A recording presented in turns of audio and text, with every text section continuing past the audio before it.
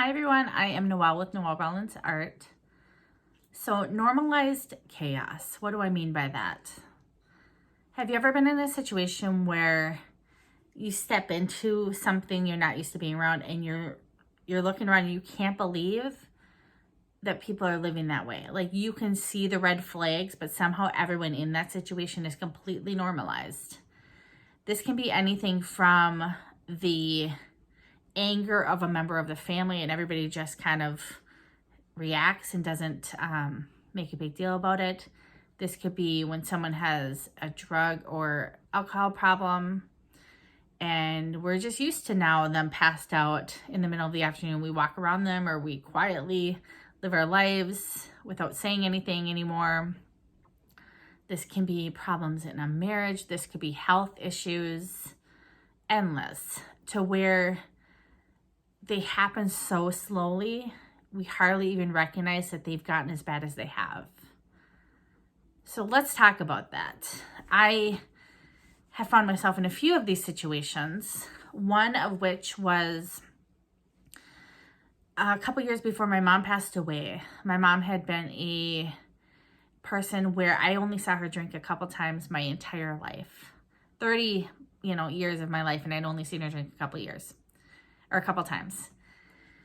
And we had kind of started these fun like wine and cheese nights and things like that when I was in my 20s, and we'd all just sit around and kind of watch movies and have some wine. It was really fun and innocent and kind of a way as adults, us sisters and our mom kind of hung out. What we didn't know that was happening is my mom started kind of self-medicating with alcohol. And it was so unexpected because, like I said, she didn't drink otherwise. So she was kind of this perfect storm. And this is my viewpoint. This is not, she obviously is the only one who knows this true story, but this is just the pieces I put together. And I say none of this, anything but love and empathy for all that she was going through. So know that. I in no way want to sound like I'm throwing my mom under the bus or anything like that or being disrespectful to her and her memory. Only to learn from it and help others that may be ever going through something like that is why I share. So she had like a knee replacement and she had kids that were leaving the house. I went through a divorce. Some other kids went through some different issues. Menopause hit. Some things changed with their, my dad's business. He switched companies and bought a different business and like some stresses and life changes that came with that. And I think all of that, my mom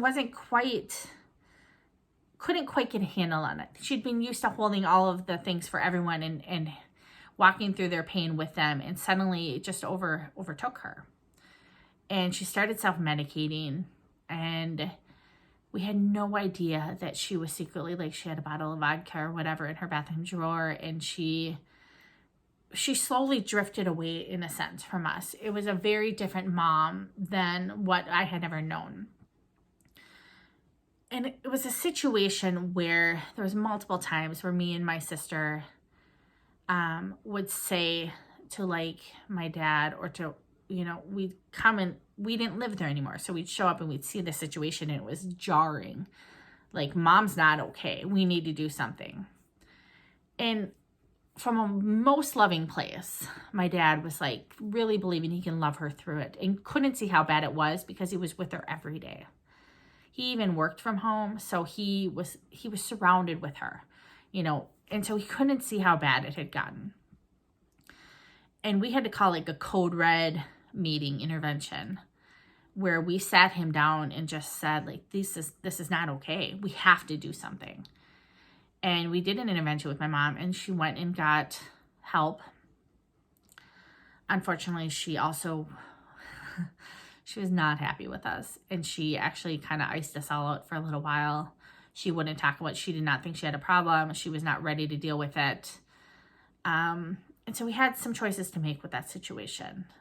We had to get really real that there was a problem.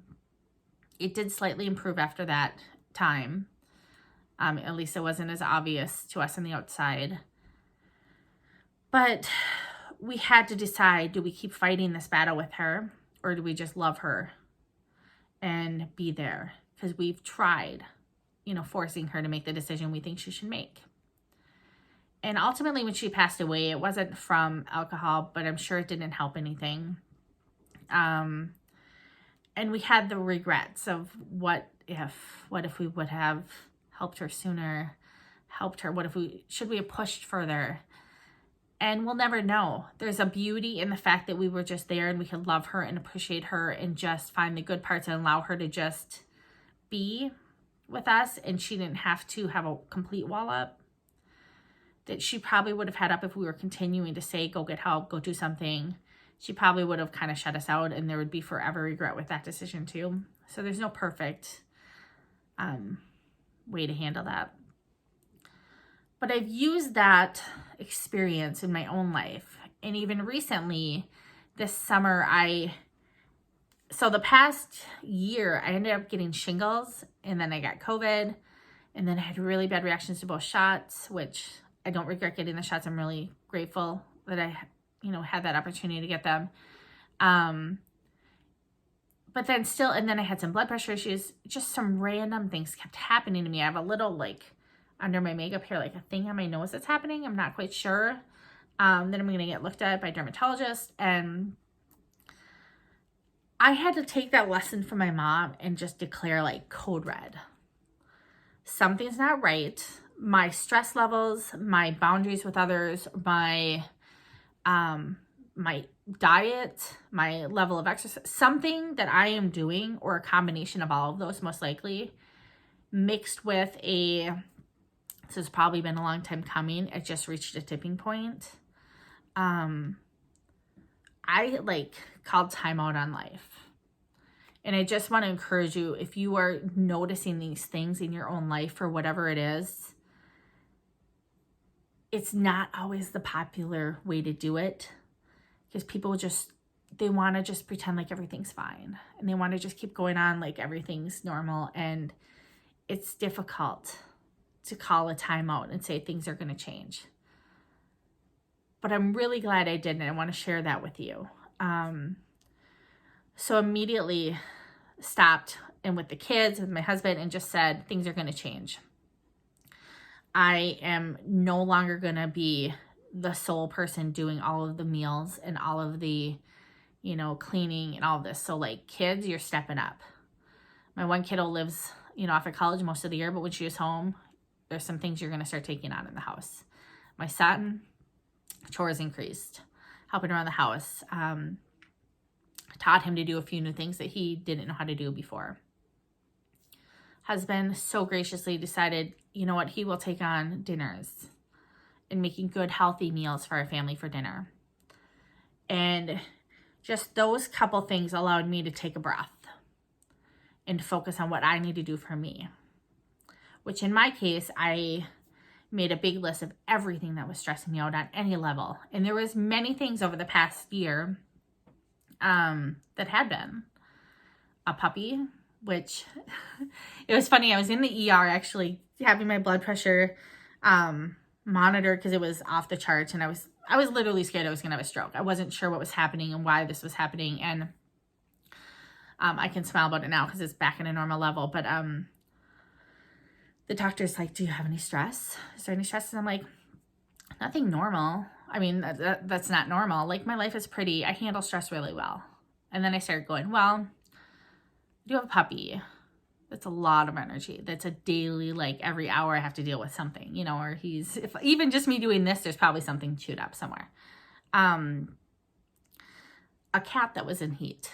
Not a huge thing on its own, but her running from window to window, trying to get out. Okay, so both of these things, there's stuff I can do about them. Okay, that's comforting. Some situations with some people that had passed away, and how with the pandemic and stuff, not being able to properly maybe react to those in the way that normally we could. Wasn't able to go out of state for a funeral. Wasn't able to honor the memories of those people in the same way that I would have liked to, or my comfort zone would have been. Let's be honest, the complete stress that all of us have, not just from a pandemic, but the equal amount to me is how everyone's reacted to the pandemic, and my stress levels and my frustrations with people and the different ways we see things. You mix that with politics and you mix that with religion, and all of it I feel like is just mounting, and people are taking sides, and it's very stressful, especially for someone who I consider myself an in-betweener so often, where I can like, okay, yeah, I probably have this position on things, but I can also kind of see your position. It's stressful. And it's really heartbreaking watching people you care about say things that you can't wrap your head around. Where did that come from? How could you be so loving and then say something like blatantly like racist or class, like things that just make my head want to explode. That's stressful, right? Having to then set boundaries with people or say things that it's not comfortable setting boundaries, which sometimes is a sign you're actually doing it right because you are setting the boundary. Job changes, schooling, all of those things with the kids over the past year. Switching phones. Now this sounds simple, but the week before I was at the emergency room, I switched over to an iPhone for the first time. And that seems like not a big deal, but it's every app, every way you do your life, switching from an Android to an Apple, like figuring out everything. So you want to make a call and that's just not an intuitive thing. That's added a little stress. And so when I started breaking down like all of these things, like, okay, what in my business could I be changing the way I do things? I have to no longer view things as, well, I like doing this, so I'm going to keep doing it. I have to assign like some sort of like, is there a stress component to that item that can be avoided? Or can I delegate this? Can I pay someone else to do some of these tasks? Some of the things that I was going to pay others to do, I actually decided to do myself, because some of the things that didn't make sense financially, packaging, taping boxes. I have, 1,000 boxes and need taped and ornaments packaged up to ship off for inventory for different places. And that's something I was paying my kids to help me with and some other help to do. And I've actually decided to take that on, and it's incredibly meditative to me. It actually forced me to just quit moving at such a fast pace and like sit with my thoughts while I package or listen to music or a podcast and slow things down. So it wasn't my first gut reaction to how I should handle that, but I changed it based on this code red moment. Got both of the pets fixed. That helped a lot. No more scattery kitty. She's settled and calm. She's put on some weight. She's healthy. She's actually really sweet now. The dog, his energy levels have helped a little bit. Just consistent training, having other people in the household help with the training of him. And he's so sweet. He's a golden retriever though, and his energy never ends. Trying to think if there's any other ones. Food is the big one. Really trying to get honest about like, I eat pretty healthy and then I have sugar. Like, okay, we have to figure out a way to work through that. What activities can I incorporate into my life to just get my body in a place where I feel strong and fit and healthy? So this whole health approach to all of these, and then also choosing to share this a little bit, which added another component of when you open up and share things, of course, people will give you advice. And graciously, or thankfully, people were gracious in that you always think like they're going to say, well, of course, lose some weight, or start a workout, or I sell this shake, take the shake, whatever the case may be. But people were really great. There's some of the things are just, I know I need to do. And it kind of called BS on my thinking I could outsmart the system, right? But all of those things have helped tremendously. And so I just want to encourage whatever your code red moment is, and hopefully you're not in one, but if you are, don't hide in the shame of it. Just try to pull yourself out like a bird's eye view and look at the situation and go, okay, this is like a chess game here. How can I move things around and fit this puzzle together, or, I guess chess pieces together, and do it in a way that works for my life? What people are kind of adding toxicity or negative stress or expectations I can't meet to my life that have to just kind of gotta go. I had to choose to kind of keep my responses to some of those people very short. I was kind, but I no longer was going to feed back into the, that emotion with them. I'm like, nope. Then, and that's where like the boundary thing came in. There's a few people I had to set a boundary with, and I realized like that yucky feeling I have with them is because there's a boundary in place, and they're someone who will never respect my time, my energy, my space, anything. So the fact that I feel that yucky feeling tells me that I'm putting a boundary in place. I did a gut check. This little mental thing I want to share with you that I did that helped a ton. So I didn't realize I was in this habit where I would think of, so let's say I'm out in my workshop and I'm making ornaments and I'm working on stuff, and all of a sudden I think of passing thoughts, right? My grandma. And I think, oh, I feel so bad. Everything was, I feel so bad. I haven't seen my grandma in a few weeks, and she's getting older, and I really need to go see her. And I want to see her. I love her so much. I want to spend time with her. But there's only so much time in the day, and I have this for all of these other things too. And I like kind of had this moment where I realized I could switch my thinking on that. And instead of I feel so bad, I just thought, you know what? When like she comes into my brain, I'm going to then just say, I'm wrapping her in love and just sending her love. And it's just a moment I get to like have this energetic connection with her and just send her love and feel gratitude for her. And then my other grandma comes into my head, and I wrap her in love, and I just think of her and her sweetness, and I let that moment just flow. And I started doing this as different people. I just thought, who else comes? And like friends and different family members. And I paid attention to how I felt when that person's kind of image entered my mind.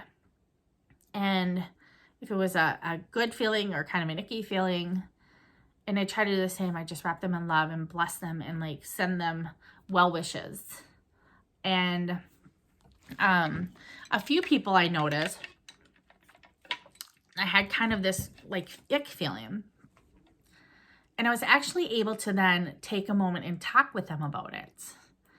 In one case, it had been where, 4 years earlier, we had visited this family, this friend of mine since I was a teenager. And it was when my husband was switching jobs. We were in the middle of paying off debt. He was taking a pay cut to be able to have a job that had a little more flexibility and could allow me a little bit more time with my job. And we had already done our vacation that year, but we thought, you know, we're gonna fit in this road trip and camping trip and this time with the kids. And but we did it on like a shoestring budget. And I'll never forget, like, we had been camping, I think, for 9 days already by the time we saw this friend and her family. And they are just this classy, put together, nice, beautiful home family. And I felt like Cousin Eddie walking in there. You know, we're all like dirty, and our kids all like finally got to have his tablet on the way over. And now like 2 hours later, we have to take it away. And he's, you know, whatever, 7, trying to understand, 6 years old, trying to understand. And for years, I held on to this little bit of guilt, like that somehow I didn't give more. She was insistent, and she made all these meals for us. She took us out to dinner. And I always wish like I should have done something. I should have treated them. I should have brought them a gift. I probably brought them something little. I just wished I could have reciprocated more. And so she actually called to check in with me when she had heard about like some blood pressure stuff. And so I got to have this conversation with her and just say, you know, you actually came to my mind, and I just still have so much like sadness or guilt about this experience we had together. And she laughed so hard because she has like zero recollection of that. She actually felt bad for other reasons about that they just hadn't had more time. Like they still had to do some work while we were there and things like that we didn't even think about. And so I was so glad to like let that off my chest and have this moment where I could just kind of own that feeling. And thankfully, by just tuning into it, I was able then to release it.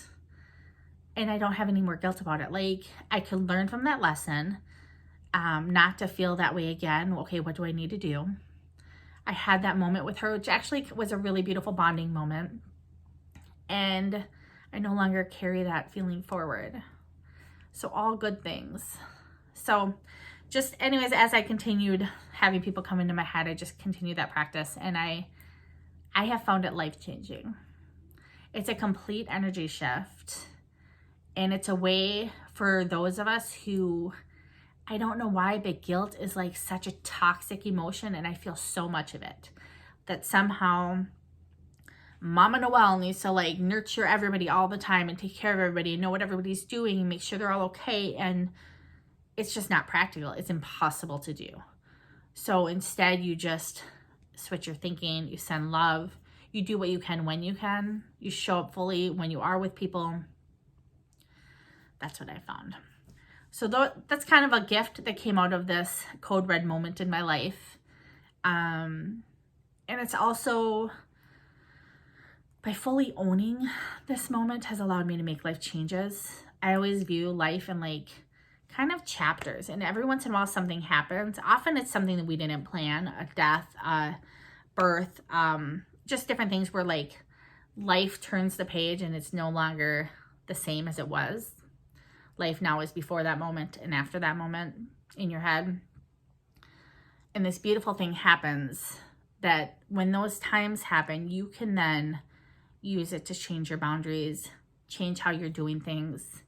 So whenever something like that happens, I always take inventory.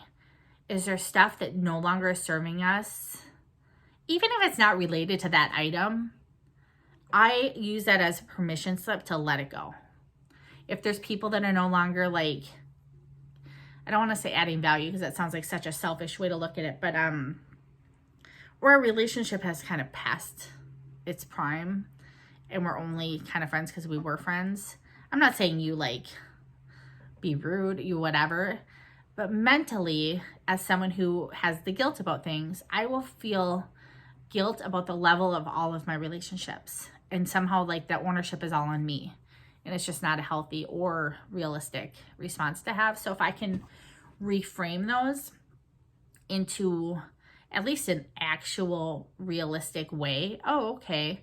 This stage of life now that we're in, they have 4 kids. They're not ignoring me. They're busy with 4 kids. And just taking a conscious moment to like analyze that and kind of see it for what it is actually is incredibly freeing. It's also the time where I decide like money changes, meals, energy levels. Where are we putting our energy? Does that need to change? Who we have in our life, does that need to change? How are we interacting as a family? Is there things that need to change with that now that this has changed? And then things like this health thing. How am I interacting with myself? How am I showing up in the world? Is it true to what I think that I'm doing?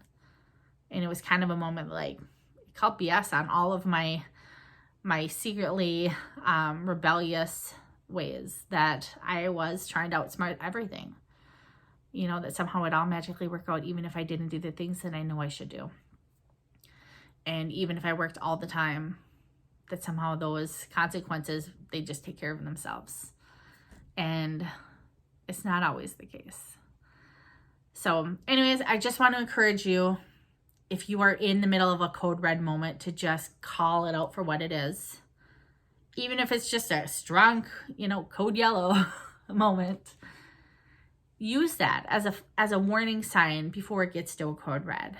You can still make changes and you can call a timeout before it gets to that extreme level. So often we feel like everything needs to hit the fan and then we can react, or then we can call up someone's behavior or a situation to make a change, but we don't have to wait. So tune in, offer grace to those going through it.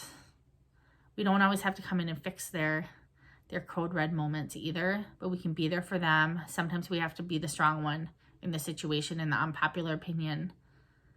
And then also do that for yourself. Give yourself the love and the grace to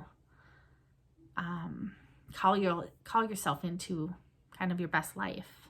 And that's not always the easy way. It requires some depth sometimes, and some standing on your own and calling a timeout.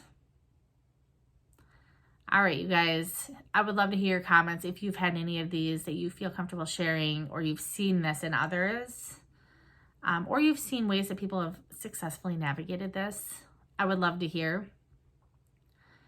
Yeah, like my channel if you haven't already. I am really working hard to put out a lot of videos this year. I'm kind of rebuilding this channel and putting a lot of time into not only art business lessons, but just soul lessons, and coming out of the tailspin after loss and putting a life back together. And then things like this video of just my life experiences. I don't have life all figured out, but there has been a lot of things I've experienced. And if I can find any way to help others who are going through that, I really want to do that. So that's kind of why I'm here doing this. And I also think that I can learn from you. So that's why I fully invite you to comment and keep things kind, of course, and we can all help each other through, especially this messy time in our world. I think all of us just need people rooting for us and believing in us and holding the space for us to do what we need to do in our lives to make them better. All right, you guys, thanks for watching. Bye.